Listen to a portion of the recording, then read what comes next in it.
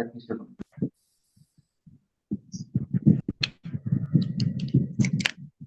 insyaallah. Assalamualaikum warahmatullahi wabarakatuh.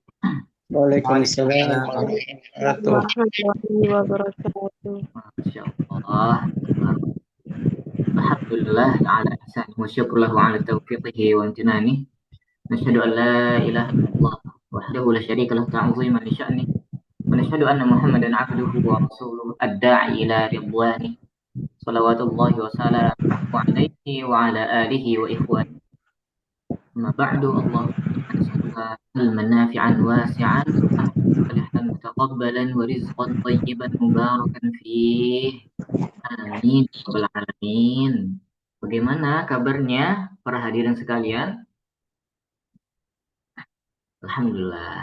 Semoga senantiasa dalam lindungan dan berkah dari Allah Subhanahu wa taala.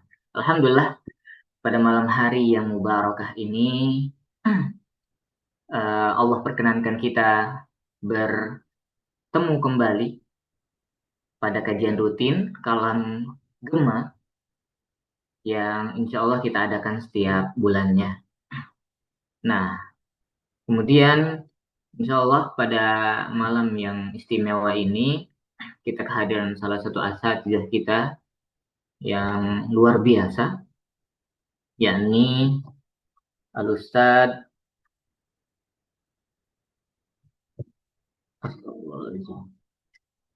Mahathir Ali. Beliau adalah salah satu alumni dari Universitas Madinah. Masya Allah. Nah, insya Allah izinkan saya selaku MC pada malam hari ini, hadirin sekalian, untuk membacakan susunan acara pada malam hari ini.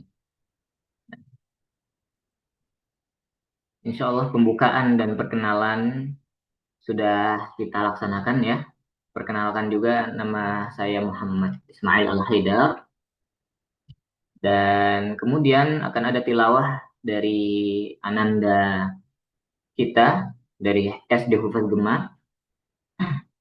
Kemudian sambutan dan lain-lain oleh Ustadz Abdul Mu'id yang sekaligus sebagai moderator pada malam hari ini nanti. Kemudian materi, sesi tanya jawab, dan sambutan, promosi, dan lain-lain. Kemudian doa dan penutup. Dan yang terakhir, dokumentasi foto bersama. Alhamdulillah, tanpa panjang lebar mungkin ya. Insya Allah, mungkin kita sudah tidak sangat menantikan nih. Menarik sekali ini, materinya pada malam hari. Kemudian mari kita mendengar sama-sama, nambah keberkahan dengan mendengarkan tilawah dari Ananda Safana. Kepada Ananda, waktu dan tempat dipersilahkan.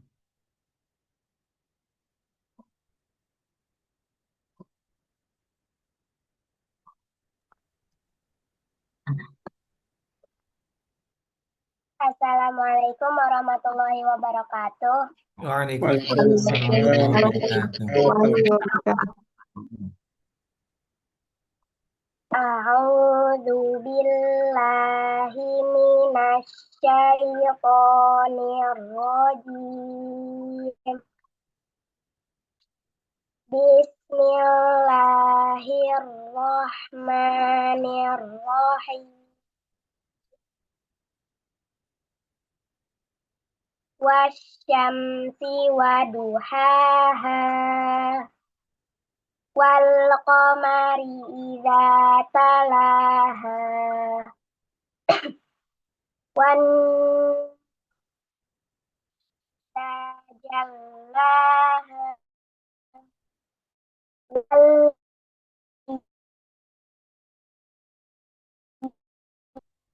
wassama wa ma banaha wal ardi wa ma tahaha wa nafsin wa ma sawaha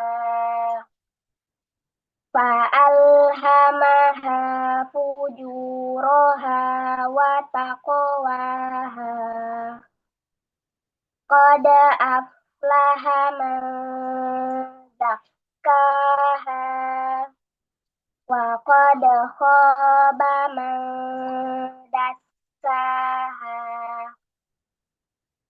Kadzabat Samudu bitagwaha idzim ba'atha ashqaha faqala lahum rasulullahi naqatallahi wa suqayaha fakadzabuhu faqaruha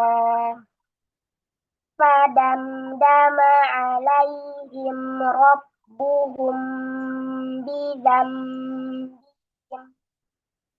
rabbuhum bidzambihim fasawwaha wala yakhafu uqbaha. Shadaqallahul azim. Sekian, terima kasih. Wassalamualaikum warahmatullahi wabarakatuh. Waalaikumsalam warahmatullahi wabarakatuh. Tuh, Masya Allah, Barakallah, Allahumma Quran.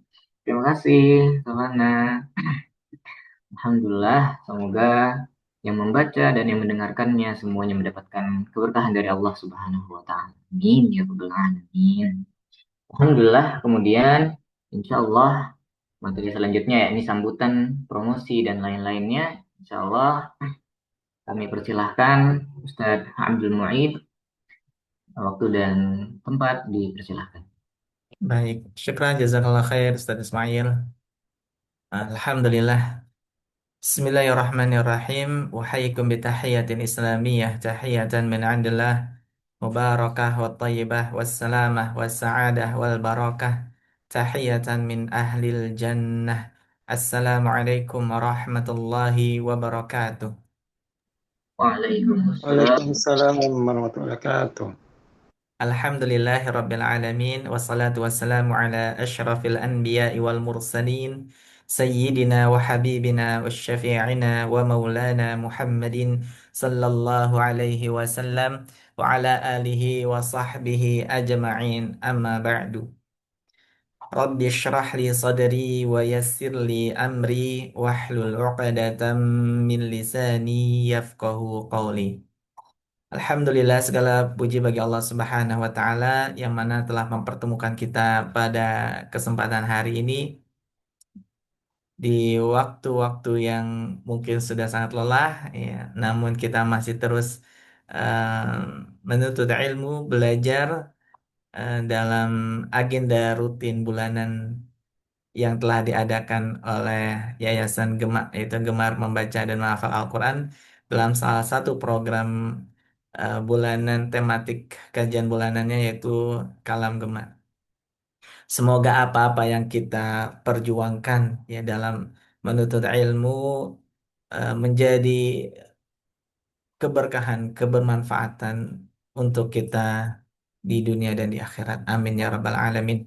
Salawat serta salam semoga senantiasa tercurah kepada junjungan kita, suri tauladan kita, kedua hasanah kita, Sayyidina Muhammad sallallahu alaihi wasallam, beserta keluarganya, sahabatnya, serta pengikut setianya hingga akhir zaman, dan semoga kita semua mendapatkan syafaatul uzmanya di hari akhir nanti. Amin ya rabbal alamin.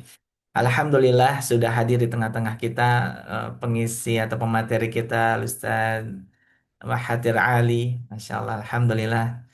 Em, Sebelum beliau menyampaikan materi pada kesempatan hari ini, saya ingin menyampaikan biografi singkat beliau ya. Beliau bernama Mahathir Ali Gimalaha Pirain. Beliau tempat tanggal lahir Maluku Tengah 22 Juni 1989. Pendidikan SD Impres Sapa 2001, SMP Negeri 3 Amahai 2004, SMA Muhammadiyah Masohi 2007, kemudian perguruan tinggi Universitas Darussalam Ambon Fakultas Teknik 2009, namun tidak sampai selesai. Kemudian melanjutkan pendidikan di Ma'had Ali An-Nu'aimi, Jakarta tahun 2015. Kemudian Ma'had Tafiz Usmani Bogor tahun 2016, selesai di An-Nu'aimi tahun 2015, selesai di Ma'had Tafiz Usmani Bogor 2016. Kemudian melanjutkan lagi di Lipia I'dadil Lughah tahun 2017, namun tidak sampai selesai. Nah, sekarang beliau melanjutkan pendidikan di Universitas Islam Madinah, jurusan Bahasa dan Sastra Arab. Sekarang masih belajar di sana semester 8. Ya. Alhamdulillah beliau live langsung dari Madinatul Munawwarah. Mudah-mudahan kita juga mendapatkan keberkahannya nih dari kota Madinah, ya, disampaikan ilmunya langsung dari sana. Ahlan wa sahlan bihudurik, ya, Ustadzul Karim. Kemudian saya ingin menyampaikan beberapa taklimat tentang yang pertama adalah PSB kita masih terus membuka pendaftaran untuk tahsin tahfidz dewasa baik offline maupun online. Kemudian juga kita ada program privat juga untuk tahsin tahfidz dewasa, ya, untuk offline dan online-nya. Kemudian TFK juga, tahfidz for kids-nya, kita masih membuka pendaftaran. Kalau tahfidz for kids khusus untuk offline, khusus untuk offline. Kemudian yang tidak kalah menarik adalah kita membuka pendaftaran untuk SD Hufaz Gema, yang mana alhamdulillah tadi Andanda Adinda, ya, Adinda Tafana telah membacakan surat Syams, ya, Syams dengan Masya Allah dengan sangat baik. Beliau juga belum lama ini telah tasmi' juz 29, ya, satu juz sekali duduk. Kemudian juga beberapa murid kita, ya, sudah menyelesaikan hafalan 5 juz, ya, sedangkan sekarang masa pemutkinan. Adapun juga yang telah pernah juga, ya, pernah menyelesaikan 3 juz satu kali duduk, ya, yaitu eh, santri atau apa namanya SD Hufaz kita. Jadi SD Hufaz Gema ini tidak ada boardingnya, ya, Bapak Ibu Kakak, teteh semua, ya, ayah bunda. Jadi sekolah kita itu homeschooling. Kita PKBM dengan AB Home. Alhamdulillah lulusan-lulusan kita itu diterima dengan apa ya, dengan sangat baik, ya, terutama di Sulaimaniyah. Ya, kalau yang sudah mengenal Sulaimaniyah itu cukup ketat seleksinya, Alhamdulillah. Bahkan tahun kemarin itu, ya, yang sudah lulus kelas 6 itu mengikuti tesnya sudah tutup sebenarnya, ya, sudah tutup tesnya, namun jadi yang mengujinya itu bukan tim penguji, langsung dari yayasannya. Ya, dari yayasannya mungkin sih yang ngetes langsung itu orang Turkinya, gitu, ya. Dengan mendengarkan bacaan eh, putra siswa-siswi kita ini, Masya Allah bagus dan langsung diterima. Dan Alhamdulillah beberapa juga lulusan kita itu melanjutkan pendidikan di sekolah-sekolah yang baik, ya. Nah, kita mempunyai target untuk selesai 5 juz, ya, 2 sampai 5 juz, gitu. Target untuk kelas 6 dengan bacaan Al-Qur'an yang bertajwid, ya, yang baik insya Allah. Kemudian kita juga membuka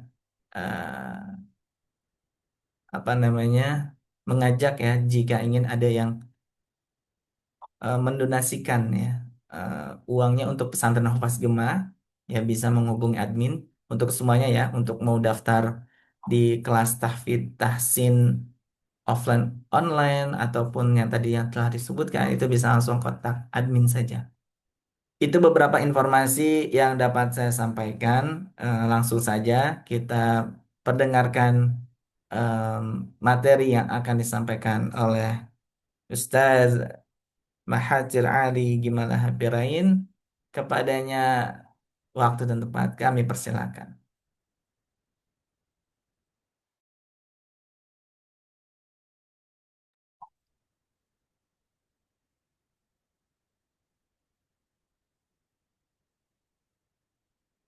Nah,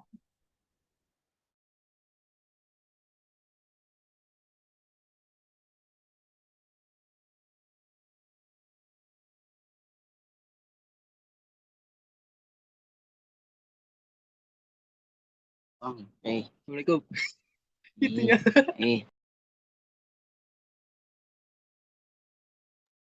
Baik, tafadhal. Ustaz Mahathir. Sautul mughlaq.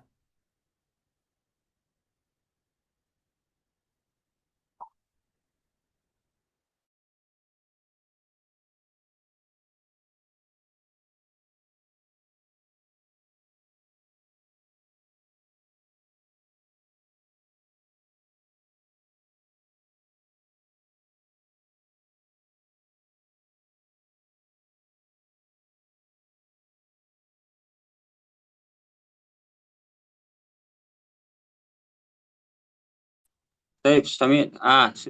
Alhamdulillah sudah ya. Afwan ini kelamaan di ini Taib. jarang-jarang Bun. Jarang-jarang ya. Masya Ya. Allah. Ini agak lagi ujian di sana lagi masih masih terasa pusing ujian. Jadi silakan Ustaz. Tafadhal. Baru dari kelas baru sampai. Masya Allah. Bismillah.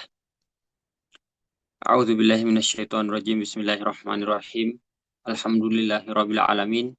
Hamdan syakirin, hamdan na'imin, hamdan yuwafi ni'amahu wa yukafi mazidah. Ya Rabbana lakal hamdu kama yanbaghi li jalali wajhika wa 'azimi sultanik.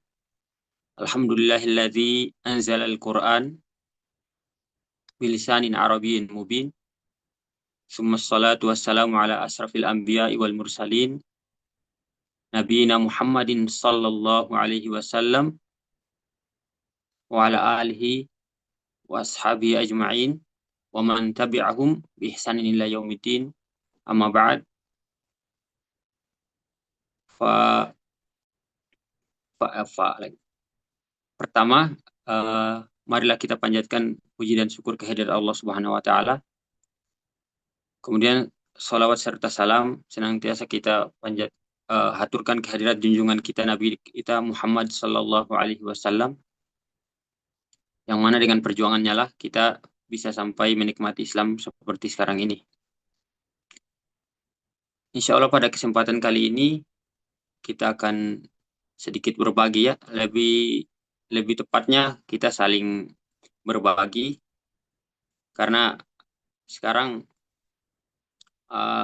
al-ilmu itu sudah tidak kayak yang dulu lagi. Kayak dulu kan masih pakai metode taklidi ya. Jadi pemateri atau ustadz atau guru itu yang selalu memberi dan murid itu cuman sebagai wi'a atau tempat untuk menerima. Tapi pada saat ini sudah berubah zaman. Metode pembelajaran itu sudah berubah. Bahkan sekarang ada hadir ustadz baru lagi. Dulu ustadz Google, sekarang baru lagi ChatGPT. Lebih cepat daripada ustadz-ustadz taklidi sekarang. Jadi mungkin untuk kita dapat dari ini yaitu barokah ilmunya aja. Kita saling berbagi. Saya ke muhadir atau sebagai pemateri, insya Allah akan menyampaikan beberapa poin terkait al-lughatul arabiyyah ka miftahi fi fahmil Quran wa tahsinil qiraah, atau lughat Arabiah atau bahasa Arab sebagai kunci untuk memahami Al-Quran serta memperbagus atau menyempurnakan bacaan itu tersendiri. Alhamdulillah, terima kasih kepada Ustadz Abdul Mu'id, kemudian kepada para hadirin, kepada Nanda tadi, namanya Nanda tadi ya, saya masuk agak telat. Adinda Jadi Tafana. Adinda Davana ya. Terima kasih untuk bacaannya tadi, Masya Allah. Semoga kita diberkahi dengan bacaan tadi sebagai pendengar dan begitu pula beliau sebagai pembaca tadi. Pertama-tama ini saya mau tampilkan ada semacam gambaran aja biar kita tidak melenceng jauh, biar kita fokus pada tema-temanya. Cuman ya kayak tadi lagi sampai saat ini saya belum bisa tahu bagaimana mau ditampilkan ini. Jadi mungkin kita jalan aja sambil diskusi. Untuk kategori umur di sini lebih rata-rata usia-usia SD sampai SMA atau lebih banyak pesertanya yang dari ini usia dewasa?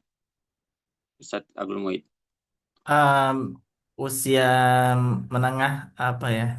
Santri-santri ada ya, yang muda sampai yang ke atas. Oh iya, baik, baik. Pertama, Al-Quran sebagai kunci pemahaman bahasa Arab sebagai kunci pemahaman Al-Quran dan tahsin. Lebih tepat saya pakai mufradat tahsin biar lebih ini karena pertama saya akan memberikan beberapa gambaran. Ada 6 bahasan yang insya Allah kita akan berkeliling di sekitar itu aja. Yang pertama, bahasa secara etimologi atau pengertian bahasa. Kemudian secara epistemologi atau istilah. Kemudian kenapa bahasa Arab yang harus kita dalami atau kita pelajari. Kemudian mengapa Al-Quran? Kan ada yang lain, umpama ada mungkin ada undang-undang atau apa yang lebih keren sekarang, mungkin hukum, buku-buku tentang apa. Kenapa harus Al-Quran? Jadi dengan pertanyaan itu kita akan kemudian terarah dengan jelas bahwa tujuan kita itu apa. Kemudian bahasa Arab beserta kaitannya dengan tahsin. Kemudian penutup. Ustadz, kembali lagi ke moderator Ustadz Muid. Di sini saya papar semuanya, baru nanti ada setelah itu ada sesi tanya jawab atau sambil jalan sambil tanya jawab aja. Itu Ustadz.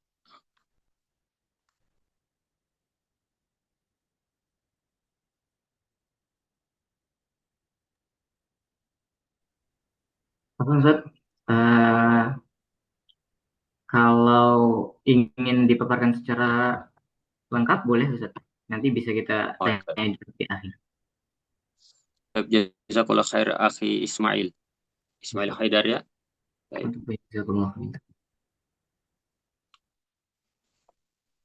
Yang pertama,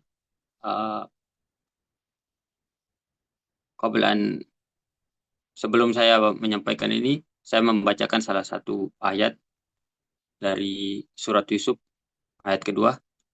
A'udzu billahi minasyaitonir rajim. Inna anzalnahu Qur'anan Arabiyya la'allakum ta'qilun. Sesungguhnya kami menurunkan berupa Al-Quran dengan berbahasa Arab agar kamu memahaminya. Di sini kita masuk ke pembahasan yang pertama, yaitu definisi bahasa. Bahasa sendiri, kalau kita lihat dalam Kamus Bahasa Indonesia, kata bahasa ini berasal dari bahasa Sangsekerta, yang artinya lambang atau bunyi yang digunakan oleh anggota masyarakat untuk bekerja sama.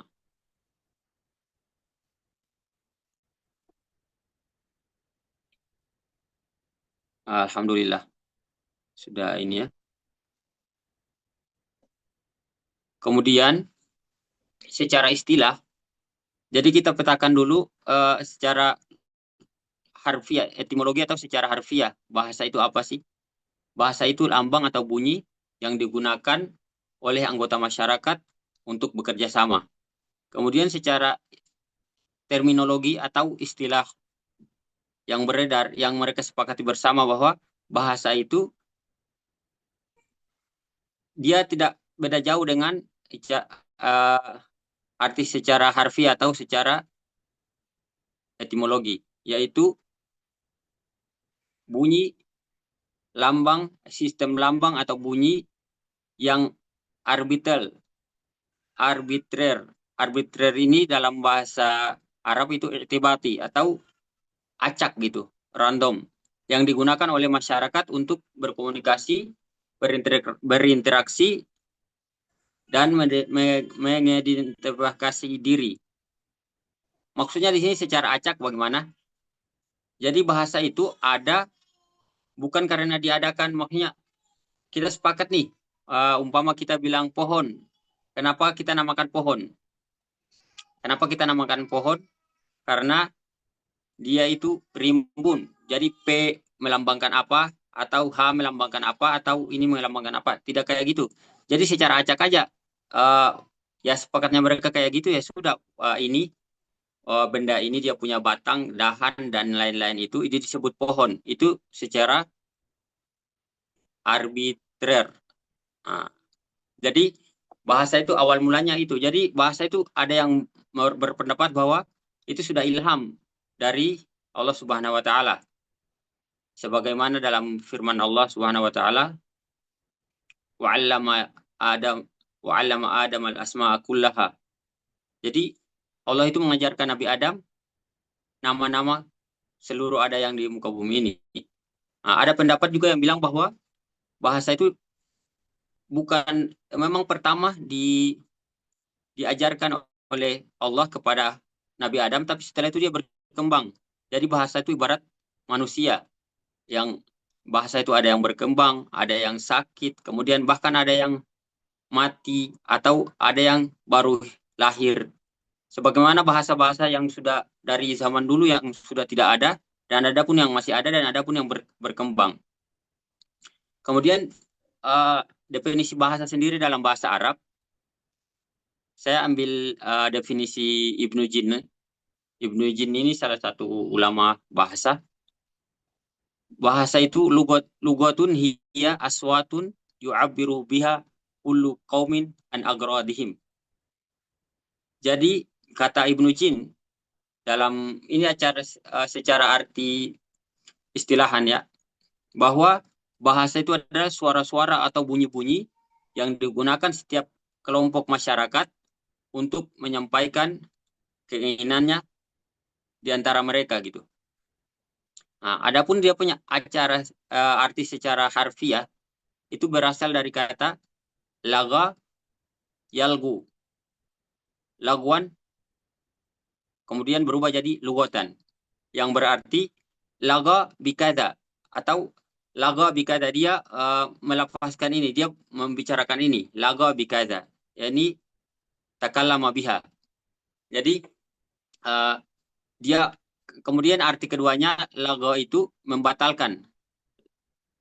Makanya kenapa sering kita dengar pada khutbah Jumat itu, waman takallama faqad laga, waman laga fala jumata lahu. Jadi laga di sini berarti membatalkan. Adapun secara istilah ya saya pakai istilahnya Ibnu Jin, walaupun di kemudian hari ada yang datang dengan istilah baru lagi, seorang ilmuwan dari Amerika di awal abad ke-20 dan akhir-akhir abad ke-19, itu beliau namanya Ferdinand de Saussure. Beliau itu kemudian mendefinisikan bahasa itu lebih luas. Bukan cuma suara atau bunyi-bunyian, tapi juga lambang atau isyarat, gerakan atau apa, yang menggambarkan tentang apa yang ada di dalam diri seseorang yang ingin dia sampaikan. Oke. Kemudian kedua, ada pertanyaan, mengapa harus bahasa Arab? Kan ada bahasa banyak. Nah, sebagaimana kita ketahui bahwa bahasa Arab itu sebagai bahasa Al-Quran. Al-Quran diturunkan dengan bahasa Arab. Sebagaimana firman Allah Subhanahu wa taala, "Inna a'udzubillahi minasyaitonir rajim, inna anzalnahu Qur'anan Arabiyya la'allakum ta'qilun." Al-Quran surat Yusuf ayat kedua. Sesungguhnya kami menurunkan berupa Al-Quran dengan berbahasa Arab agar kamu memahaminya. Quran surat Yusuf. Kitabun fussilat ayatuhu Qur'anan Arabiyyan liqaumi ya'lamun. Fussilat, kitab yang dijelaskan ayat-ayatnya, yakni bacaan dalam bahasa Arab untuk kaum yang mengetahui. Kemudian yang ketiga ada inna ja'alnahu Qur'anan Arabiyya la'allakum ta'qilun. Kalau kita mau fokus, ada beberapa ayat terus yang sebut ini sekitar 8 ayat yang terkait dengan mufradat ini, tapi saya ambil 3. Dari 3 ini kita lihat semua rata-rata di belakang itu ada la'allakum ta'qilun, liqaumi ya'lamun, wa la'allakum ta'qilun. Jadi memang Al-Quran ini diturunkan dengan bahasa Arab itu supaya apa? Supaya kalian berpikir atau tafakur. Al-Quran diturunkan dengan bahasa Arab, itu ada rahasianya. Kenapa Allah turunkan dengan bahasa Arab? Sebagaimana kita ketahui, Allah setiap kali turunkan utus seorang nabi, itu selalu dengan mukjizat. Kita ketahui bahwa di zaman Nabi Musa itu, pada saat itu, sihir itu yang paling terkenal. Kemudian Allah utus Nabi Musa dengan mukjizat. Beliau bisa membelah lautan, kemudian bisa merubah tongkatnya menjadi ular. Nah, itu mukjizat. Kemudian zaman Nabi Isa alaihissalam. Pada saat itu lagi zaman-zamannya penyakit. Nabi Isa kemudian datang dengan mukjizat. Bisa menyembuhkan orang sakit. Nah, pada saat zaman sebelum datangnya Islam di Makkah pada saat itu, orang-orang pada saat itu kemudian paling bangga, pokoknya saat itu yang lagi tren-trennya itu syair. Sampai ada mu'alakat, Umrul Qais, wa ghairihim minasyu'ara. Umrul Qais dan sebagian yang daripada penyair itu, mereka kemudian punya mu'alakat itu digantung di Ka'bah. Poinnya di sini bahwa Allah turunkan Al-Quran dengan bahasa Arab itu untuk mukjizat bagi Rasulullah Sallallahu Alaihi Wasallam. Bahkan beberapa terlintas atau disebutkan dalam Al-Quran bahwa Allah menantang orang-orang itu untuk datang dengan satu ayat saja, dan semuanya tidak mampu datang dengan itu. Nah, kemudian di sini kenapa bahasa Arab? Ya karena bahasa Al-Quran. Apakah cukup? Kenapa tidak cukup dengan terjemahan? Gitu. Ada pertanyaan bilang kenapa tidak cukup dengan terjemahan?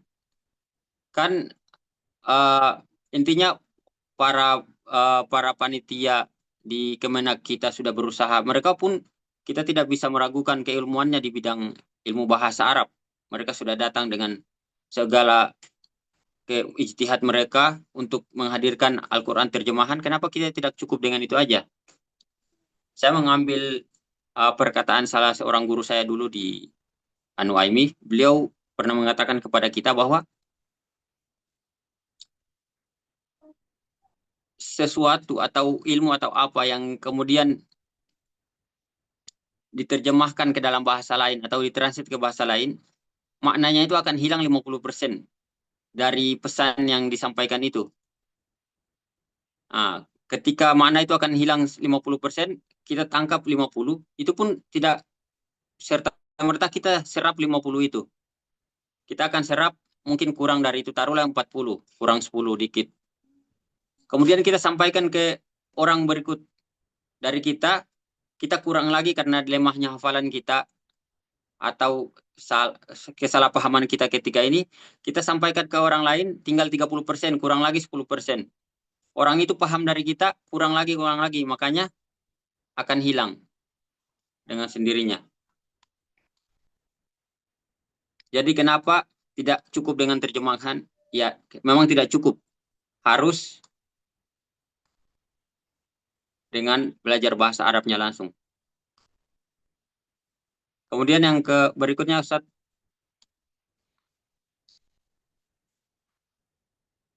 Nah, ini di sini nih.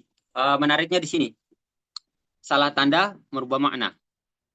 Ini ayat ini sering banget dipakai untuk kita belajar bagaimana pentingnya menuntut ilmu atau belajar bahasa Arab. A'udzubillahi minasyaitonirrajim. Innama yakhsyallaha min ibadihil ulama. Di sini kalau orang salah baca, innama yakhsyallahu. Nah, ini selesai nih. Berarti artinya itu Allah yang takut kepada ulama.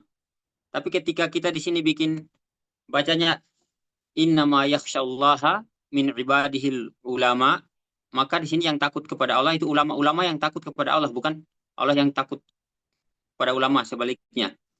Dan masih banyak lagi contoh-contoh yang di dalam Al-Quran atau hadis yang ketika kita merubah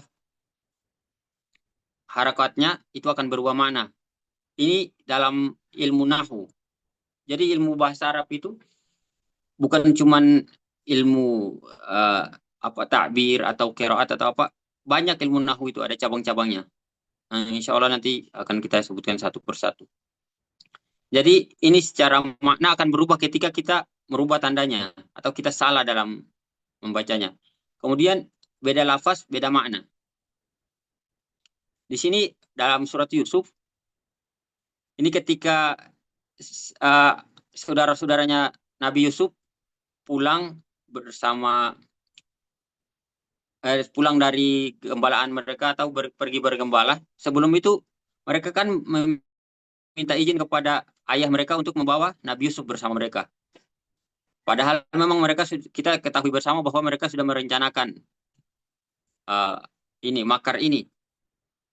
Yang menarik di sini, qalu ya abana inna dhahabana nastabiqu wa tarakna Yusufa inda mata'ina fa akalahu dzib.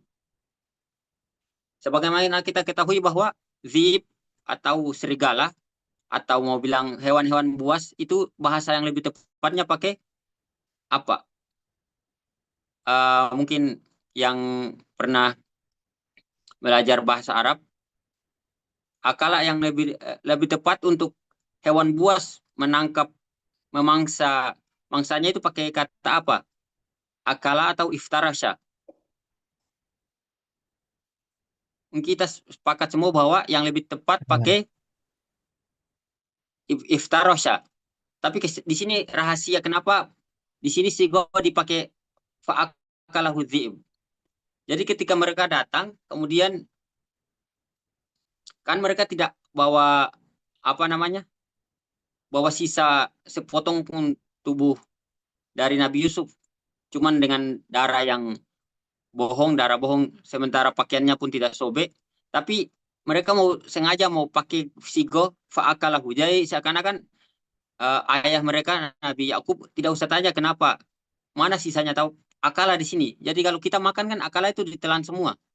Tapi kalau kita dimangsa kemungkinan ada jejak-jejaknya. Jadi di sini rahasia di sini dia pakai sigo akala itu ada maknanya. Ini dalam ilmu ma'ani atau dalam ilmu balaghah dia bahas masalah ini penggunaan kalimat ini. Next Ustaz.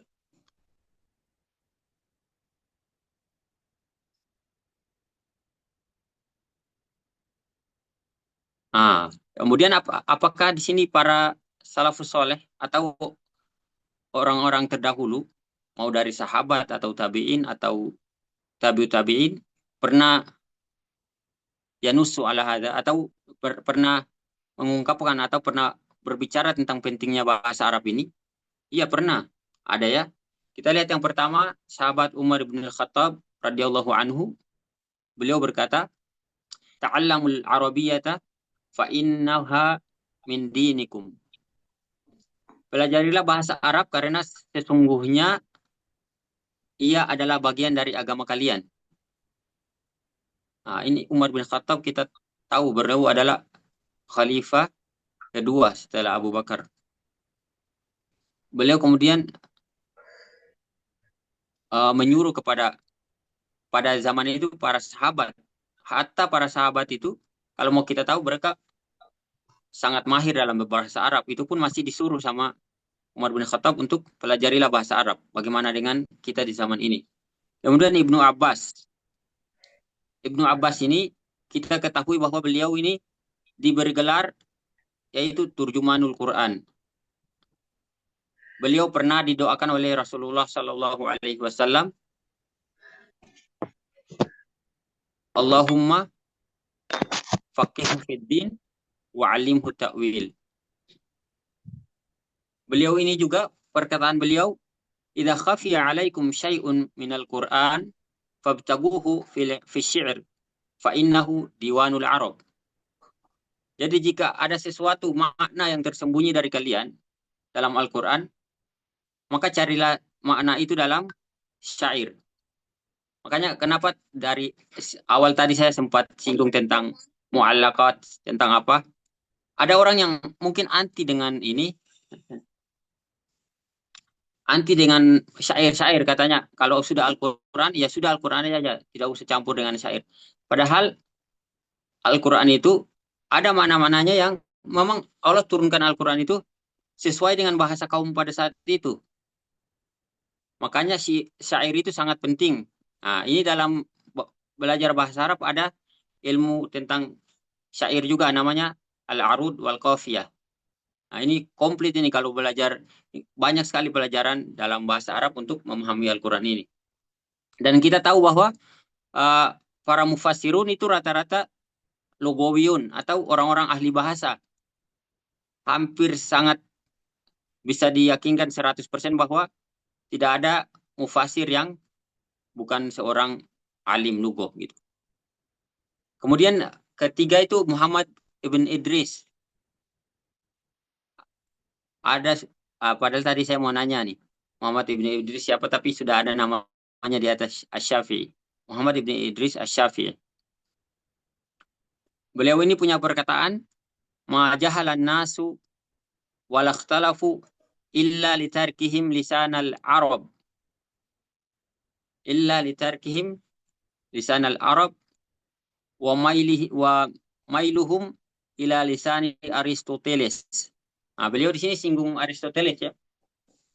Aneh dulu sebelum itu tahu Aristoteles itu mungkin lebih zamannya masih baru-baru. Ternyata Aristoteles ini kan sekitar 300 tahun sebelum Masehi, sebelum Nabi Isa lahir. Beliau ini seorang filosof Yunani yang terkenal sekali, masyhur.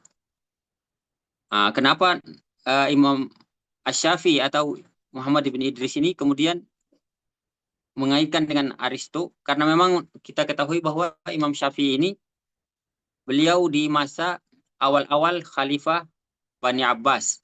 Dan kita tahu bersama bahwa pada kekhalifahan Bani Abbas itu masuklah kitab-kitab dari Yunani, dari mana-mana. Kemudian amal atau penerjemahan buku-buku itu banyak terjadi pada masa Bani Abbasi. Ini ada satu kisah, kalau pernah kita baca atau pernah teman-teman baca, bahwa ada sualat Nafi ibn Azraq li ibn Abbas.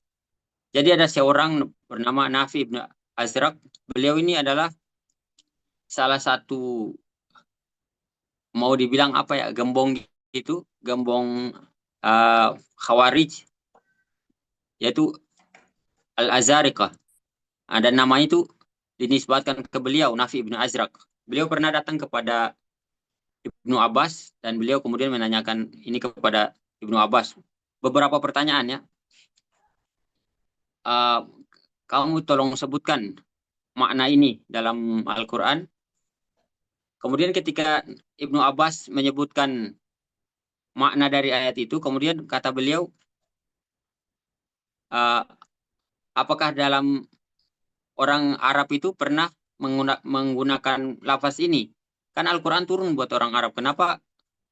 Kemudian Ibnu Abbas pun kemudian menghadirkan dengan syahid atau dengan referensi dari syair-syair yang beliau punya di dalam perbendaharaan beliau. Syair jahiliyah ya, syair sebelum Islam. Jadi ilmu bahasa itu untuk masalah syair atau arud wal qafiyah itu sangat penting dalam pemahaman Al-Quran juga. Nah, kemudian di sini kita kenapa Al-Quran sebagai pedoman, bukan yang lain? Dzalikal kitabu la raiba fihi hudal lil muttaqin. Terkait dengan tahsin juga di sini ada yang memilih berhenti di awal. Di sini ada titik 3 kecil di atas. Ada yang memilih berhenti di awal atau di akhir boleh. Dan ini juga nih masuk dalam tadi juga masalah wakaf, masalah berhenti juga akan mempunyai makna yang luar biasa, yang berbedanya. Jadi dalam Quran surah Allahumma sholli ala Muhammad, yang bunyinya saya lupa nama suratnya, tentang Bani Israel yang diharamkan kepada mereka tanah Palestina. Di situ ada wakaf. Di situ coba kita lihat sama-sama di sini. Muharramun alaihim arba'ina sana yatihuna fil ard. Saya lupa nama suratnya, saya cari dulu.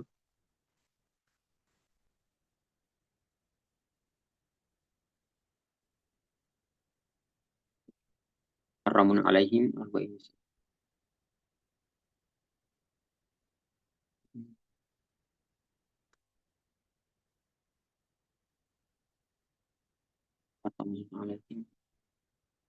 Nah, ini di dalam Al-Quran surah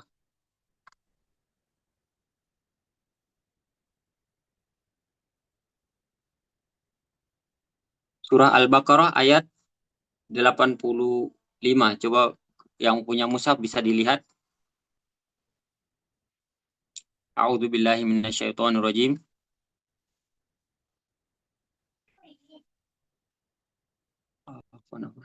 Afwan bukan Al-Baqarah. Al-Maidah ayat 26 ya. Al-Maidah ayat 26. Qala fa innaha muharramatun alaihim arba'ina sanatan yatihuna fil ard fala ta'sa 'alal qaumil fasiqin. Di sini ada tanda yang sama, tanda baca yang sama seperti di ayat kedua surat Al-Baqarah, yaitu tanda titik 3 di atas. Di sini ketika kita berhenti di yang pertama, qala fa innaha muharramatun alaihim. Innaha di sini ard muqaddas atau Palestina, tanah Palestina pada saat itu. Kalau kita berhenti di yang pertama berarti tanah ini haram bagi Bani Israel itu abadan sepanjang masa, muharramatun alaihim. Tapi ketika kita berhenti di yang kedua, fa innaha muharramatun alaihim arba'ina sana, berarti pengharaman kepada Bani Israel itu cuma 40 tahun aja. Nah, tadi kalau kita berhenti di pertama berarti arba'ina sana ini apa? Yatihuna fil ard, atau mereka terombang-ambing di muka bumi itu tidak punya tempat tinggal selama 40 tahun. Kalau kita berhenti di yang pertama. Nah, kemudian kita kembali lagi ke tadi Quran surat Al-Baqarah ayat 2. Dzalikal kitabu la raiba fihi hudal lil muttaqin. Di sini dzalikal kitab. Di sini dalam ilmu balaghah alif lam di sini sebenarnya kalau tidak datang dengan la raiba fihi pun sudah dapat dipahami bahwa ada isyarah kemudian kepada ma'rifah di sini Alkitab. Ini sudah menunjukkan bahwa tidak pantas untuk ada dalam keraguan di dalamnya. Makanya la raiba fi atau la raiba itu datang sebagai takkid aja. Tanpa ini pun sudah sampai maknanya. Ini kembali lagi kita ke ilmu balaghah. Kemudian yang kedua, qala rasulu ya Rabbi,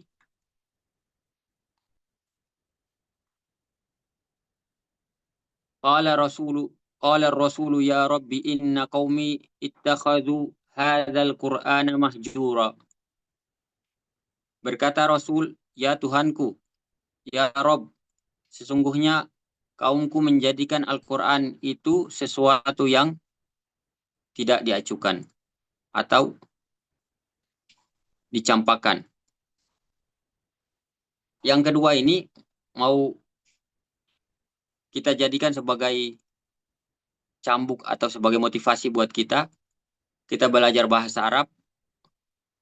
Semoga kita tidak dikategorikan kepada orang-orang yang tadi Rasulullah sebutkan ini, bahwa inna qaumi ittakhadhu hadzal Qur'ana mahjura. Semoga kita tidak menjadi orang-orang yang membuat Al-Quran itu mahjura. Dengan adanya kita mempelajari bahasa Arab atau belajar bahasa Arab atau kita menghafal Al-Quran atau tahsin atau apa, itu kemudian kita terhindar dari golongan orang-orang yang Rasulullah sebutkan ini. Ya, itu mungkin aja dari saya. Kurang dan lebihnya saya mohon maaf. Belum masalah tahsinnya. Tahsin. Tahsin ini, Masya Allah, sangat penting. Penting juga pengetahuan bahasa Arab terkait tahsin. Ketika kita kemudian mempunyai bahasa Arab yang mumpuni, otomatis jangankan tahsin, faham saja insya Allah kita paham. Apalagi tahsin atau bacaan kita. Dengan kita belajar bahasa Arab, kita belajar makharijal huruf, kemudian kita belajar sifatul huruf semuanya, dengan sendirinya Al-Quran itu tadi sudah enteng di lisan kita. Makanya kenapa banyak pesantren-pesantren sekolah tinggi bahasa Arab, ketika dia menerima mahasiswanya atau santrinya, modal itu ada dua. Kalau dia itu sudah hafal Al-Quran, dengan mudah diterima. Atau dia itu sudah menguasai bahasa Arab, dengan mudah diterima. Karena dua ini, Al-Quran dan bahasa Arab ini ibarat dua sisi mata uang yang tidak bisa dipisahkan dari satu dari yang lainnya. Andaikan uang kita 100.000 pun, kalau cuma sebelahnya aja yang bertuliskan ini, sebelahnya kosong, maka tidak ada gunanya. Makanya Al-Quran dan bahasa Arab ini sangat punya keterkaitan erat sama sekali. Syukur Ustaz, mungkin kita kembali ke moderator kita.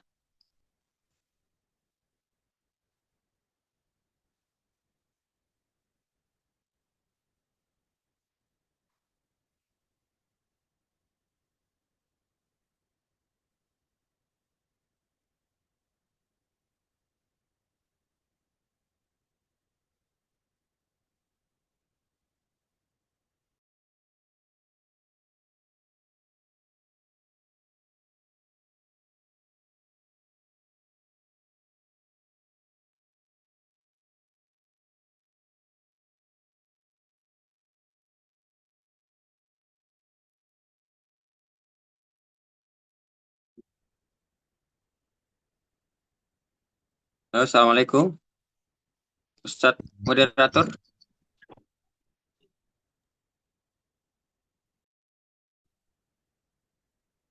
Mungkin sesi tanya jawabnya boleh dipersilakan atau bisa langsung aja ini, ada yang mau bertanya. Ya betul, Masya Allah. Syukran jazakallah khair Ustaz. Setengah hati atas ilmunya, Masya Allah. Nah, Insya Allah. Kemudian eh, teman-teman sekalian yang ingin bertanya boleh langsung saja. Mungkin raise hand gitu kali ya, satu ya. Atau lewat box chat di ini juga boleh. Di chat Zoom.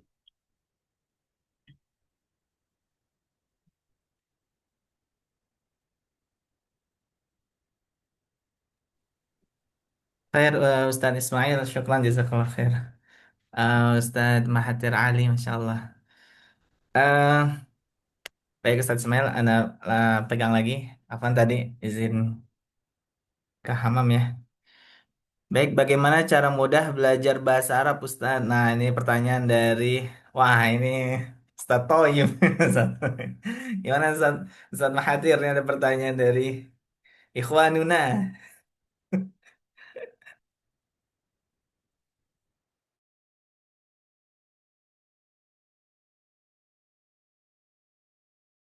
Ustadz langsung dijawab atau gimana nih? Oke, Langsung dijawab aja. pertanyaan. Dijawab Oke, aja oke. langsung. Bagaimana cara mudah belajar bahasa Arab? Nah, kalau mau dibilang gini, kalau kata Ustadz Abdul Somad, kalau yang muda-muda itu hadiahnya piring cantik katanya. Masya Allah. Ya, Ustadz lebih bertanya buat ini ya, tatbiki atau penerapannya. Cara mudah belajar bahasa Arab. Sebagaimana kita ketahui bahwa Imam Asy-Syafi'i yang beliaunya orang Arab, lahir di Makkah, beliau bahkan belajar bahasa Arab selama 7 sampai 10 tahun. Beliau dengan hafalannya yang kuat, konon katanya diceritakan beliau kalau baca buku, 2 halaman 2 sisi beliau harus tutup yang satu, biar tidak terhafal yang satu. Itu pun beliau belajar bahasa Arabnya 7 sampai 10 tahun, kemudian sampai beliau menjadi imam kita yang tidak diragukan lagi ini. Jadi intinya, bagaimana cara mudah belajar bahasa Arab? Cara mudah. Jadikan itu mudah aja, Ustaz. Jawabannya, jadikan itu mudah. Sesusah apapun, anggap aja itu mudah. Cara mudah ya, anggap itu mudah gitu. Apakah jawabannya sampai? Jadi anggap aja itu mudah, Ustaz. Jadi anggap aja itu mudah. Jadi nggak susah ya. Iya. Baik. Itu satu itu. Kemudian ada lagi yang angkat tangannya. Radit Mangga, Radit kalau ingin kan. Masih ke mute, masih ke mute.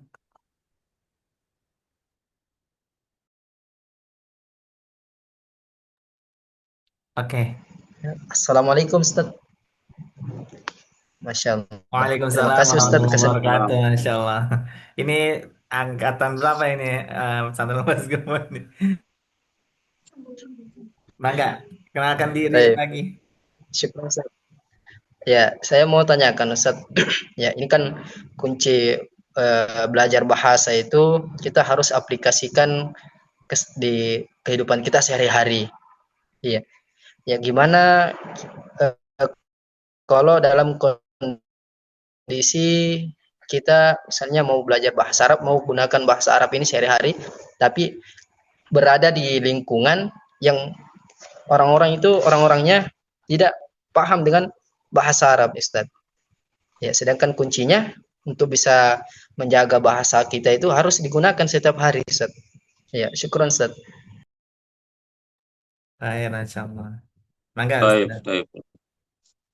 Ya, benar. Jadi bahasa Arab ini sangat tergantung dengan lingkungan ya. Makanya tadi kita balik lagi ke definisi Ibnu Jin tadi bahwa aswatun yu'abbiru biha kullu qaumin an agradihim. Jadi harus ada kaum, ada biah, ada kelompok atau ada komunitas, karena bahasa itu akan mati dengan sendirinya ketika bahasa itu kita sendiri, tidak ada tempat, tidak ada teman buat kita bertukar. Bahkan di beberapa kampus-kampus ternama di Timur Tengah, di mana ketika kampus itu membebaskan mahasiswanya untuk sebebas-bebasnya boleh bicara dengan bahasa daerahnya, bahasa apa, itu banyak yang pulang bahkan bahasa daerahnya itu lebih mungkin dari bahasa Arabnya. Mungkin secara kaidah dia paham, dia tahu tanda baca dia, tapi secara penerapan untuk berbicara itu sangat sulit karena dia sampai di sana bergabung lagi dengan komunitas yang sama-sama dari daerah atau sama dari negaranya. Nah, makanya tadi solusinya untuk mengatasi masalah ini ada beberapa channel. Kalau yang saya tahu itu ada channel Telegram itu ada juga YouTube, tapi yang saya tahu Telegram itu salah satu yang pengisinya di channel itu biasanya live salah satu dosen saya yang mengajarkan saya ilmu ma'ani. Itu beliau Masya Allah setiap hari Rabu kalau tidak salah itu ada kajiannya tentang ilmu ma'ani. Dan masih ada tempat-tempat lain lagi yang bisa kita pakai untuk salurkan keinginan kita untuk menerapkan bahasa Arab tadi. Mungkin sementara jawaban itu yang bisa menjadi solusi.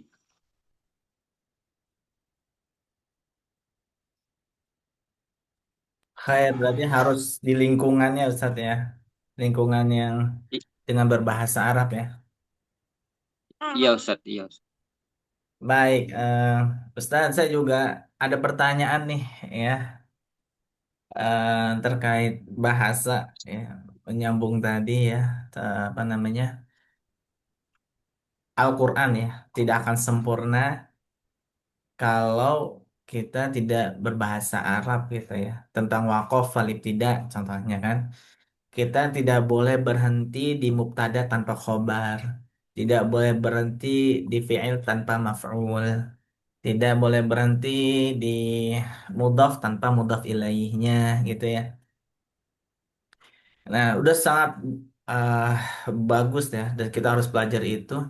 Dan kenapa sih orang-orang Arab sendiri menggunakan amiyah, tidak fusah? Mohon dijelaskan, Ustaz. Oke, oke. Iya, masalah Amia ini masalah yang sudah gimana ya, sudah tidak bisa terhindarkan lagi. Jadi bahasa Arab itu sudah yang masih benar-benar fushod, yang masih cari dapat di tempat-tempat Badui atau orang-orang pedalaman itu yang masih fushod itu pun sekarang itu sudah tidak ada ya. Sudah sekitar, kalau saya tidak salah ingat, 300 tahun yang lalu atau 30 tahun yang lalu, itu di pedesaan itu sudah tidak ada bahkan pedesaan. Sementara kita tahu bahwa pedesaan itu adalah tempat yang paling bagus untuk mengembangkan bahasa tadi. Sebenarnya kita ketahui bahwa Rasulullah ketika beliau kecil, beliau dibawa ke ini, ke kabilah Bani Sa'idah, Bani Sa'adah, Kalimatus Sa'adiyah. Jadi beliau dibawa ke sana untuk belajar bahasa Arab. Beliau jaga bahasa Arabnya biar ini. Tapi sekarang itu memang sudah tidak ada tempat itu lagi. Nah, terus kenapa mereka pakai itu? Kalau mau saya lihat, biar lebih cepat. Bahkan sekarang di madrasah-madrasah di Saudi sini yang resmi pun ada yang kemudian mengarah ke sana untuk anak-anak itu diajar pakai bahasa Amiyah. Karena dari kecil mereka tumbuh di lingkungan yang, ya alhamdulillah kalau ayah ibunya alim atau pengajar di Masjid Nabawi atau di kampus sendiri. Tapi kalau tempat bermain mereka mungkin ngomong sama ayahnya mungkin dalam satu hari mungkin 10 atau 20 menit. Setelah itu dengan teman-temannya di lingkungan itu semua sudah pakai bahasa Amiyah tadi. Jadi bahasa Amiyah ini sudah menjadi sesuatu yang tidak dapat terhindarkan lagi. Makanya kadang kita kalau bicara pakai fusha pun, yang lebih parah lagi di sini sekarang Amiyah itu berbagai macam Amiyah.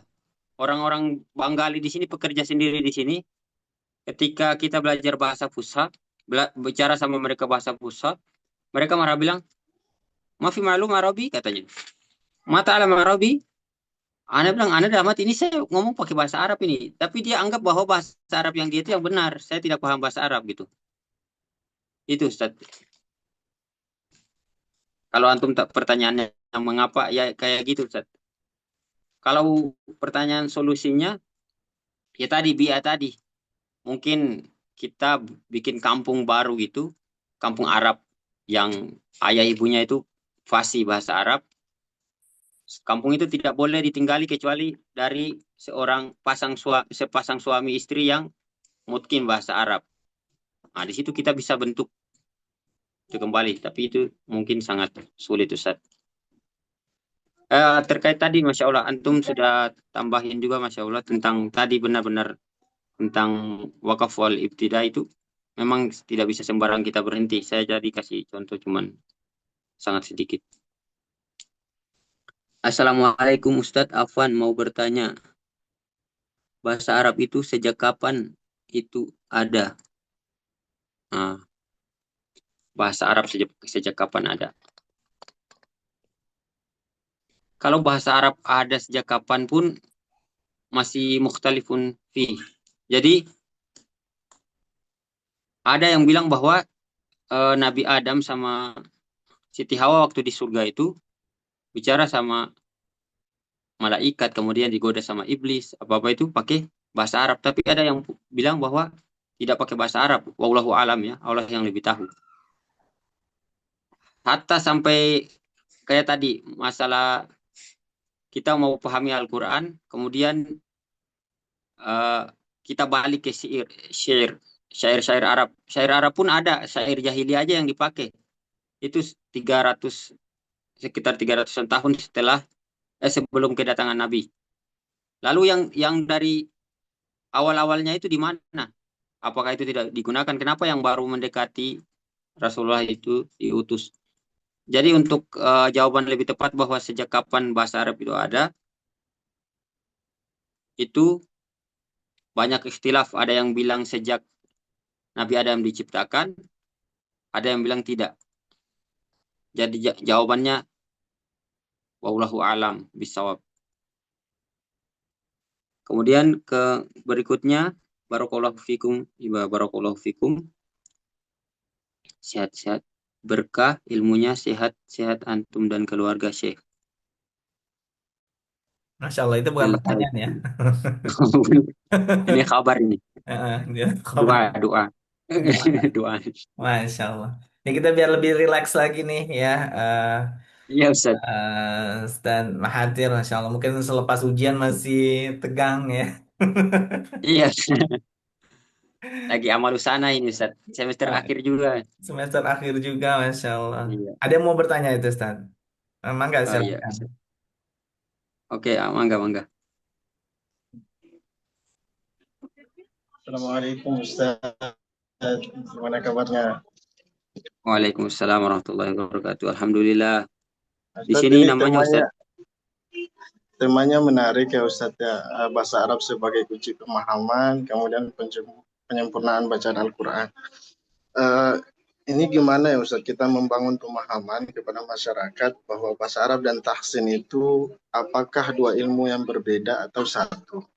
Karena kita di Indonesia ini kan orang memahami belajar bahasa Arab itu ya berkomunikasi bahasa Arab tanpa memperhatikan bagaimana cara pengucapan karena berpengaruh ke makna. Tadi kata Ustadz bisa berubah makna salah pengucapan. Artinya bagaimana cara kita membangun pemahaman kepada masyarakat bahwa berkomunikasi bahasa Arab itu penting untuk memperhatikan bagaimana cara berucap sehingga nggak jatuh kepada perubahan makna tadi Ustaz.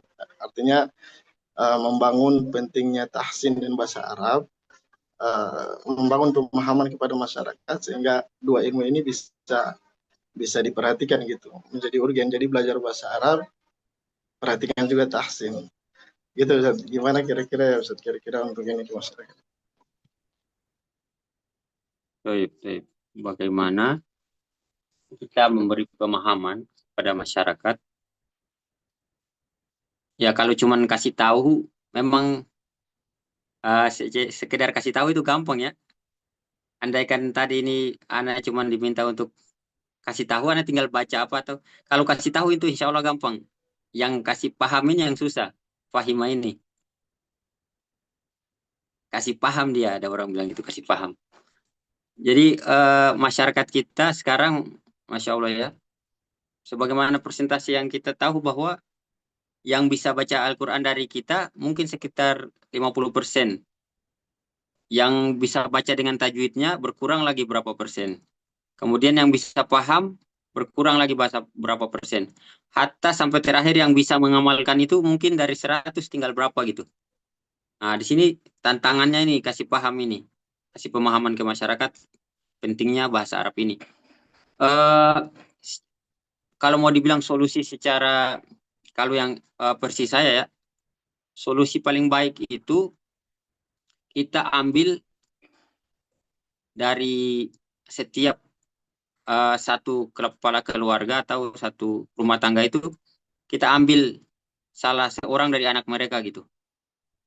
Kita sekolahkan, kita ajari bahasa Arab, kita ajari Al-Quran, kasih pemahaman-pemahaman agama, kemudian kita, insya Allah dia akan pulang, dia itu lebih membekas kepada orang tuanya. Ini saya sudah benar-benar alami.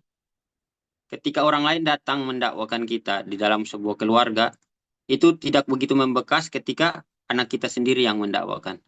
Jadi solusi konkretnya untuk sekarang ini mungkin gitu.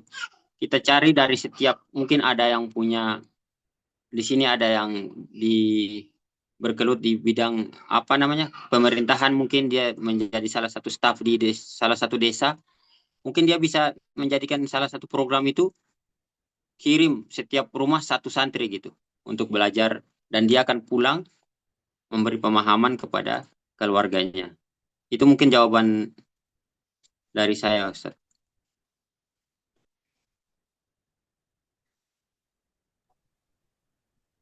Baik, syukran. Alhamdulillah. Ustadz Mahathir, kalau buku panduan apa sih yang praktis yang untuk menjadi panduan pembelajaran ya bahasa Arab untuk Al-Quran, tapi bahasa Arab tapi untuk Al-Quran kan ada bahasa Arab itu kan eh, ada balaghah ya, ada nahwu, ada segala macam, tapi yang mengerucut ke untuk Al-Quran itu kira-kira buku apa yang cocok untuk jadi buku panduan pembelajaran di sebuah lembaga atau yayasan? Oh iya. Untuk buku panduan, kalau mau lebih pada Al-Quran mungkin ini eh, ada tafsir sendiri, karena tafsir itu di situ di dalamnya akan dijelaskan makna-maknanya sendiri. Kemudian yang kedua ada buku I'rabul Quran. Nah, jadi qadarullah atau qadarullah, saya kan semester 8 sekarang nih. Pelajaran yang baru baru saya pulang dari ini nih, pelajaran I'rabul Quran. Jadi pelajaran ini pun ditaruh ketika mahasiswanya itu sudah semester 8, yang sudah melewati Nahu 1 sampai Nahu 8, kemudian sudah ilmu bayan 1, 2, 3, ilmu ma'ani 1, 2, 3, ilmu badi semua sudah lewat. Kemudian ilmu lughah, sorof 1 sampai 3, semua itu sudah matang, baru didatangkan kitab yang tadi, I'rabul Quran. Di situ kita dites kemarin, kemarin beberapa hari yang lalu. Datang ayat, ini surat ayat pertama dari surah Al-Kahf. Alhamdulillahilladzi anzala ala abdihil kitaba wa lam yaj'al lahu iwaja. Kita langsung disuruh praktek di situ. Silahkan i'rab di sini. Posisinya apa?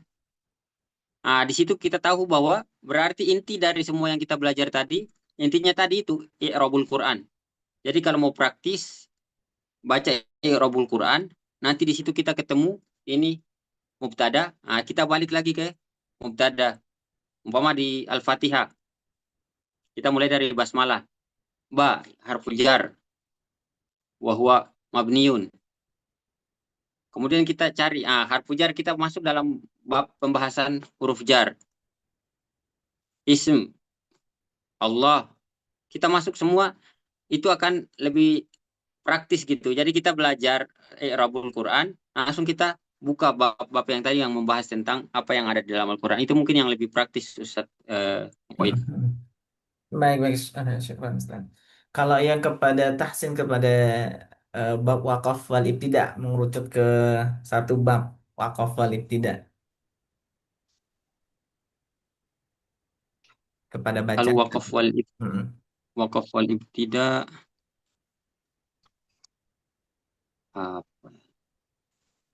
kalau buku yang rekomendasi saya belum terlalu masuk ke buku. Memang pernah belajar tentang wakaf wal ibtida, tapi buku yang membahas khusus itu belum pernah saya telaah atau saya lihat atau pernah saya dengar dari guru saya untuk rekomendasikan buku apa saya belum pernah Hmm, ini ya. Mungkin nanti saya cari lagi kalau ketemu insya Allah saya kasih kabar nanti. baik. Syukran, jazakallah khair. Eh, Wah iya. kita buka lagi dua pertanyaan lagi ya. Kalau tidak ada, berarti kita cukupkan. Silakan, tafadhol nih teman-teman dari alumni Gema Hufaz, ya, kemudian alumni atau santri yang masih santri yang menyaksikan juga live di sini Ustaz, santri-santri kita, santri penghafal Al-Quran kita ya, baik yang ikhwan Masya maupun Allah. yang akhwat, ya. Dan Kemudian, silakan Ustaz Nurholis. mungkin bisa dikasih tips kali ya Ustadz Mahathir untuk santri-santri kita, siapa tahu punya keinginan belajar ke Madinah, apakah memang harus bisa berbahasa Arab sekarang, atau kira-kira apa yang perlu disiapkan sehingga nanti Oh, mudah-mudahan gitu sih Ustadz. oke oke. Masalah tips atau apa yang benar-benar di Madinah ini setelah eh, ikhtiar semua kita ini itu benar-benar tawakal itu dipakai di sini. Jadi tapi sekarang alhamdulillah mulai ada muadalah atau ada beberapa pesantren-pesantren di Indonesia yang paling ini pesantren dari ini ya pesantren Salafi banyak yang sudah muadalah di sini. Jadi kampusnya eh, santrinya yang datang dari sana itu ketika dilihat berkasnya itu sudah jadi prioritas gitu. Walaupun tidak semua juga keterima di sini ya. Mungkin bisa jadi salah satu solusi. Ada teman saya dari Al-Irsyad. Mungkin kita bisa ambil itu belajar ke sana sebagai jembatan untuk kemudian bisa di sini. Atau kemudian solusi kedua ada yang sekarang buka lagi saya dengar berita terbaru bahwa lewat jalur ini atlet yang berbakat. Umpama nih ada atlet tapi harus dia punya apa namanya tingkat nasional gitu. Itu bisa diterima di sini. Itu selain jalur yang ini ya punya pemahaman bahasa Arab, kemudian Al-Qur'an. Kalau mau dilihat mau dibanding-bandingkan saya kalau mau dilihat kemarin waktu keterima pun ada orang yang lebih pantas mungkin dari saya yang punya hafalannya mungkin 30 juz, kemudian bahasa Arabnya. Tapi kemudian Allah memilih saya untuk ke sini. Jadi benar-benar nasib itu makanya ketika kita daftar itu dikasih 1 tahun nunggu itu mungkin waktu benar-benar kita kuatkan doa di situ. Kalau untuk mi'yar atau ukuran untuk keterima di sini itu fleksibel gitu, nggak tetap. Cuman tadi yang saya bilang tadi itu ada jalur pesantren yang sudah muadalah, kemudian ada jalur yang berprestasi tadi. Cuman syaratnya tingkat nasional. Tapi ini ya hafal Al-Quran, belajar bahasa Arab, kemudian tawakal. Nanti Allah lihat bahwa dia ini benar punya kesungguhan, maka kemudian Allah kemudian bukakan jalan untuk dia bisa diterima di kuliah di sini gitu. Ustaz. Syukron. Ini ada tanya nih, batas usia gimana Ustaz? Batas usia. Di atas kertas, batas usia itu S1 25 tahun, itu S1 ya. Kalau untuk S2 30. Tapi itu cuma di atas kertas ya. Qadarullah saya kemarin daftar di sini. Awalnya saya daftar 2012, itu masih usia 23, tidak diterima. Saya daftar lagi usianya 29. Saya daftar 2018, kelahiran 89 berarti 29 usia saya. Dan saya diterima usia 30. Salah satu-satu mahasiswa yang paling umurnya sudah paling lewat, mau bilang paling tua, cuman gimana ya? Ya paling tua lah. Dari Indonesia itu saya di sini.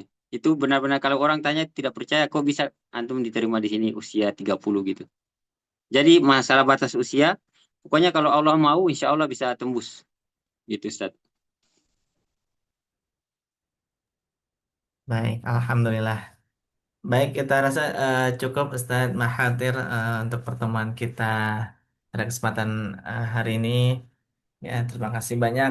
Jazakallah khairan ahsanal jaza telah menyediakan waktunya di tengah kesibukannya dalam ujian, imtihan di sana. Semoga dimudahkan, dilancarkan terus ya, dan diberikan kebermanfaatan dalam ilmu sehingga bisa terus menyampaikan kepada kita.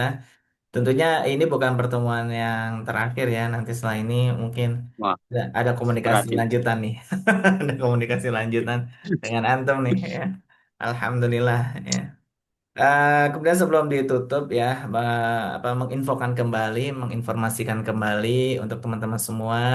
Di sini juga para peserta santri tahsin dan tahfidz kita juga ada, baik online maupun offline ya. Em, Mungkin penyebutannya peserta tahsin ya. Ya, peserta Hmm. tahsin, kemudian santri santri hufaz gema ya, baik ikhwan maupun akhwat beserta guru dan musyrif gitu juga. Ada santri yang tahun pendidikan kedua, mereka sudah mengajar ya, di tahun pendidikan kedua tuh magang khidmah. Khidmah mereka sudah mengajar di beberapa sekolah ya, di antaranya sekolah Kutab dan yang lain sebagainya, saya nggak hafal karena banyak ya. Begitu, jadi alhamdulillah Yayasan Gema Kota Bogor ini sudah masyhur terutama di Kota Bogor ya, terkait pembelajaran dan bacaan kita, metode pembelajaran kita. Cuman kita ingin meningkatkan lagi ke level berikutnya, yaitu em, menambah maddah lagi nih, menambah matkul lagi atau pelajaran lagi, yaitu bahasa Arab. Sedang merancang, mudah-mudahan Allah mudahkan dan Allah ridai. Amin. Em, Amin. Menginformasikan kembali PSB untuk SD Hufaz Gema, kita membuka pendaftaran untuk SD Hufaz Gema karena satu kelas itu paling banyak hanya 7 orang, kita tidak bisa lebih dari 7 orang. Kemudian banyak keunggulan-keunggulan dari SD Hufaz kita, salah satunya pengajar tahsinnya adalah saya sendiri langsung ya, yang mengajarkan tahsin. Kemudian untuk tahfiznya, hafalannya 2 sampai 5 juz ya. Kemudian dengan bacaan baik dengan metode talaki, buku panduan Sahihut Tilawah dengan profesional guru-gurunya, dan juga tidak boarding ya, tidak boarding. Ada lagi keunggulan tambahan, kita tuh mempunyai kegiatan-kegiatan di luar ya, seperti berenang, memanah, dan yang lain sebagainya. Sekolahnya memang di dalam rumah homeschooling ya. Dengan jumlah siswa-siswi yang sedikit, tentunya juga meminimalisir dari pembulian ya, bullying ya. Karena pembulian ini bisa menjatuhkan mental anak. Jadi dengan siswa dan siswi yang sedikit bisa kita maksimalkan pemantauannya sehingga meminimalisir bulian-bulian itu ada. Bahkan yang kalau kita lihat di sekolah-sekolah ya, semakin banyak muridnya itu kan tidak otomatis tidak maksimal tuh. Buliannya itu sampai bentuk fisik ya, sampai bentuk fisik dan sebagainya.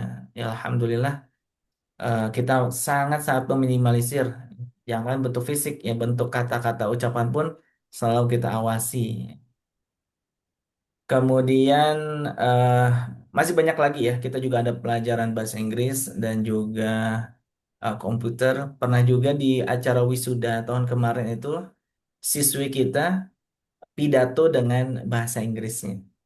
Dan masih banyak lagi ya, masih Masya banyak Allah. lagi keunggulan-keunggulan dari SD Hufaz Gema. Silakan ayah, bunda, kakak, adik ya, menginfokan atau eh, boleh bertanya-tanya kepada kita melalui admin. Silakan menghubungi admin kita ya, di Yayasan SD Hufaz Gemah. Kemudian juga kita terus membuka pendaftaran untuk tahsin dan tahfidz ya, baik online maupun offline. Kemudian ada TFK, kita punya Tahfidz for Kids ya, khusus untuk anak-anak. Ya, ada juga TFK, kemudian juga ada privat. Privat itu gurunya langsung datang ke rumah, jadi kita nggak perlu repot-repot, nggak perlu capek-capek ya. Kita atur jadwal, kita sesuaikan dengan Bisanya kapan? Insya Allah gurunya langsung yang akan datang ke rumah dan mengajarkan ayah bunda atau putra-putri kita di rumah. Dan masih ada beberapa lagi, mungkin bisa tanya-tanya ya. Begitu juga kita persiapan nanti Desember atau Januari pembukaan gelombang pertama untuk pesantren Hafaz Gema kita untuk putra dan putrinya ya. Eh, ada yang beasiswa, ada yang non beasiswa dengan menghafal Al-Quran 30 juz dalam 1 tahun. Kemudian pembelajaran dengan metode talaki, buku panduannya adalah buku Sebut Tilawah dan Manzumah Jazariyah, dan juga menghafal matan ya, mutun Jazariyah beserta penjelasannya dengan bacaan yang berstandar Manzumah Jazariyah, berstandar sanad Manzumah Jazariyah. Insya Allah biiznillah.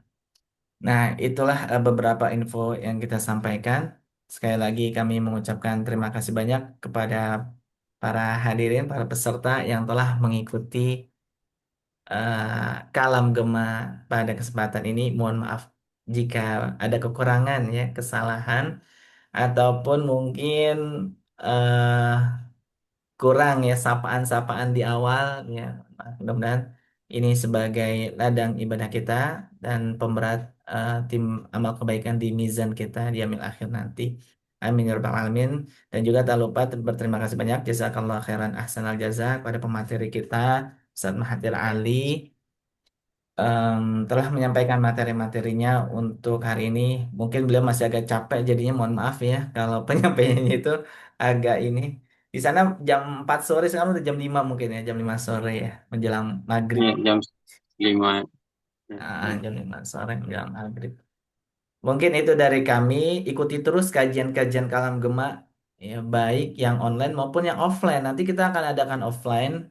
Nanti kita akan infokan ya. Kita akan ketemu lagi seperti sebelum COVID karena ini sudah lama break offline-nya. Dan kita akan buka kembali ya, mendobrak kembali keinginan-keinginan kita dalam menuntut ilmu ya. Ya semoga ini menjadi wasilah-wasilah kita untuk kebaikan-kebaikan kita, amal ibadah kita di dunia dan meraih surganya di akhirat. Itu saja dari saya. Mohon maaf atas kurang dan lebihnya. Barakallahu fikum jami'an. Eh, kita tutup dengan doa. Mohon diizinkan tutup oleh langsung materinya, dipimpin doa Ustadz Atir Ali. Baik, baik. Sebelum saya doa, pengen sapa salah seorang ini dulu, Ustadz, boleh ya?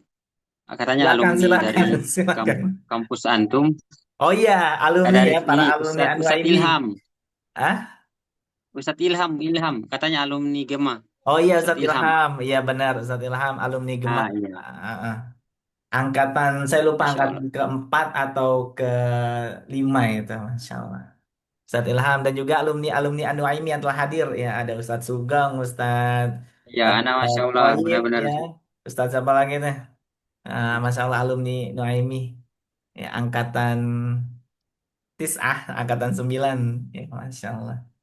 Ya nanti kita ini lagi ya, mohon maaf belum disapa-sapa teman alumni sendiri Iya belum. Ustadz, benar-benar datang langsung tempur ini. Mangga, Mohon maaf silakan. dari anak pribadi sebelum anak pimpin doa. Mohon maaf sebesar-besarnya. Yang kurang-kurangnya semua anak mohon maaf. Mari sama-sama kita tundukkan hati-hati kita. Kita istighfar sebanyak-banyaknya. Astagfirullahaladzim, astagfirullahaladzim, astagfirullahaladzim. A'udzubillahi minasyaitonirrajim. Bismillahirrahmanirrahim. Alhamdulillahirabbil alamin. Hamdan syakirin, hamdan na'imin, hamdan yuwafi ni'amahu wa yukafiru mazidah. Ya Rabbana lakal hamdu kama yanbaghi li jalali wajhika wa 'azimi sultanik. Allahumma salli ala sayyidina Muhammadin wa ala ali sayyidina Muhammad wa barik ala sayyidina Muhammad wa ala ali sayyidina Muhammad. Allahumma inna hadha iqbalu lailik wa idbaru naharik wa aswatu du'atik faghfir lana. Allahumma ighfir lana dhunubana wa liwalidayna warhamhum kama rabbawna shighara. Allahumma a'izzal Islam wal muslimin wansuril mujahidin alladzina yujahiduna fi Palestin. Allahumma a'izzal Islam wal muslimin وانصر المجاهدين الذين يجاهدون في كل مكان وكل زمان. اللهم إنا نسألك علما نافعا ورزقا طيبا وعملا متقبلا. اللهم إنا نسألك الهدى والتقى والعفاف والغنى. اللهم إنا نسألك علما نافعا ورزقا طيبا وعملا متقبلا. ربنا لا تؤاخذنا إن نسينا أو أخطأنا. ربنا ولا تحمل علينا إصرا كما حملته على الذين من قبلنا. ربنا ولا تحملنا ما لا طاقة لنا به. واعف عنا واغفر لنا وارحمنا. أنت مولانا فانصرنا على القوم الكافرين.